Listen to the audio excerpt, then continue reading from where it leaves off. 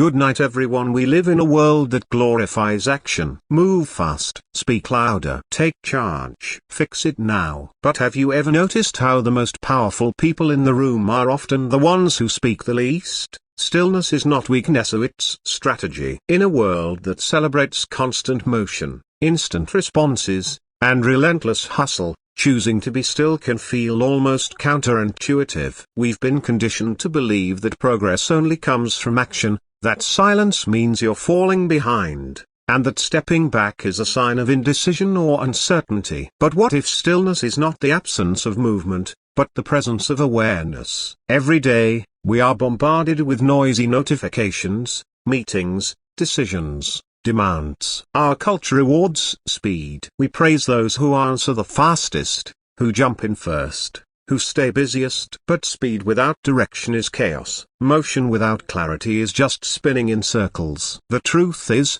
some of the most effective people aren't the ones who rush, or they're the ones who pause. They take a breath. They step back. They observed the situation fully before making their move. That pause isn't hesitation. It's intelligence. It's strategy. Stillness allows us to see what speed obscures. When we're constantly reacting, we miss the patterns, the subtle signals, the root causes. But when we're still, truly still, we start to notice. We begin to understand. We gain perspective. In that space, we don't just respond, we respond well. Stillness is where intuition meets analysis, where instincts are sharpened and wisdom grows. This approach shows up in the natural world, too. Predators in the wild don't chase every movement. They stay low, silent, watching. Timing is everything. They wait for the right momentum, and when they act, it's precise, efficient, and decisive. In business, in relationships, in life,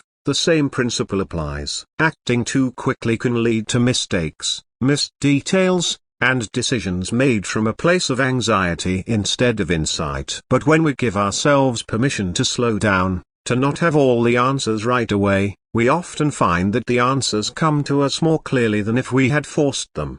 Stillness is not a void. It's not passive. It's presence. It's being deeply connected to what's happening around you without feeling the need to control it immediately. That's where real strength lies. And in a world where everyone is rushing to speak, to fix, to move, the person who listens, who waits, who chooses their moment with intention, that person becomes magnetic, powerful, trusted.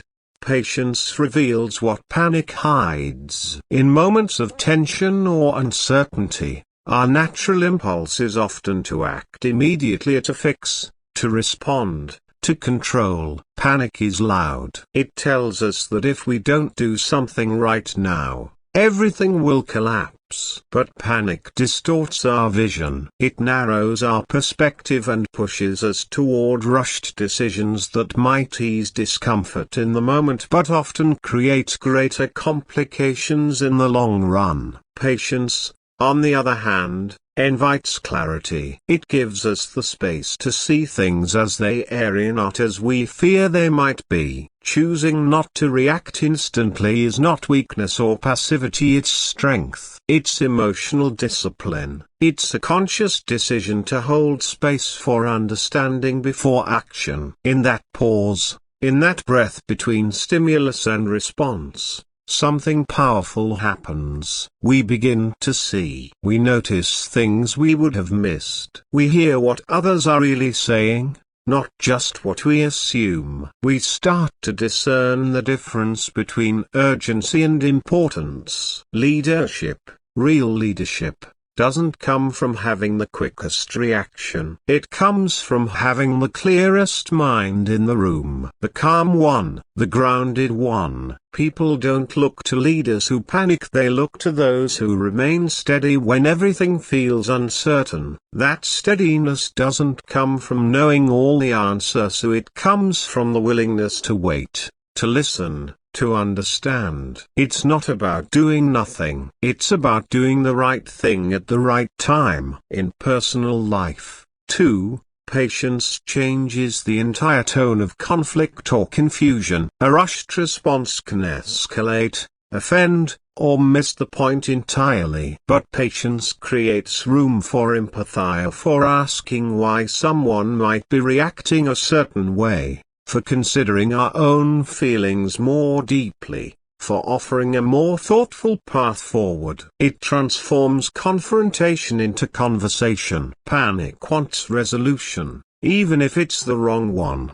Patience wants truth. Think about some of the most meaningful decisions you've made. Were the best ones made in a rush, or did they come after time, reflection, and their willingness to sit in discomfort just a little longer than was comfortable? Growth often hides in that space, in the unknown, in the unsettled, and only patience has the courage to stay there long enough to uncover it. In the end, to influence change at any level is not about grand gestures or sweeping movements. It is about presence, intention, and consistency. It is about recognizing the quiet power in small actions, in subtle ripples, in the way we choose to show up each day. Whether we speak or remain silent, lead or simply listen, we are always shaping the world around us. So let us move through life with awareness, knowing that even the smallest step, taken with purpose,